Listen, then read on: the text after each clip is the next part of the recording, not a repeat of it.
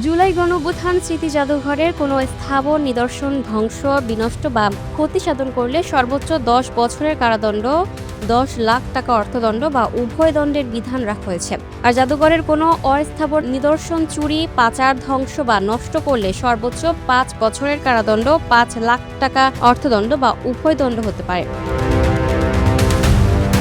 জুলাই গণঅভ্যুত্থান স্মৃতি জাদুঘর আইন ২০২৬-এ এসব বিধান রাখা হয়েছে। ২০২৪ সালের জুলাই-আগস্টের আন্দোলন ও গণঅভ্যুত্থানের ইতিহাস, নিদর্শন ও দলিল সংরক্ষণ, গবেষণা ও প্রদর্শনের উদ্দেশ্যে গত ১০ এপ্রিল আইনটি প্রণয়ন করা হয়। আইন অনুযায়ী জাদুঘরের প্রধান কার্যালয় থাকবে ঢাকার গণভবনে। ২০০৯ সালের ১ জানুয়ারি থেকে ২০২৪ সালের ৫ আগস্ট পর্যন্ত ফ্যাসিস্ট সরকারের আমলে মানবতা বিরোধী অপরাধ সংগঠিত হয়েছে এমন গোপন কারাগারগুলোকে জাদুঘরের শাখা জাদুঘর হিসেবে সংরক্ষণ ও পরিচালনার অধিকারও থাকবে প্রতিষ্ঠানটির।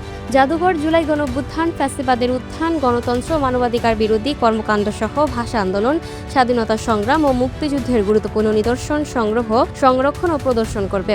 এছাড়া জাদুঘরের কোনো নিদর্শনে খোদাই, লিখন বা স্বাক্ষর করলে সর্বোচ্চ ১ বছরের কারাদণ্ড বা ১০,০০০ টাকা অর্থদণ্ডের বিধান রয়েছে। জাদুঘরের কর্মকর্তা কর্মচারী এসব অপরাধে অভিযুক্ত হলে প্রচলিত শাস্তির পাশাপাশি বিভাগীয় ব্যবস্থাও নেওয়া যাবে বলে আইনে উল্লেখ করা হয়েছে। Lucky Akter, up to date news, Dhaka.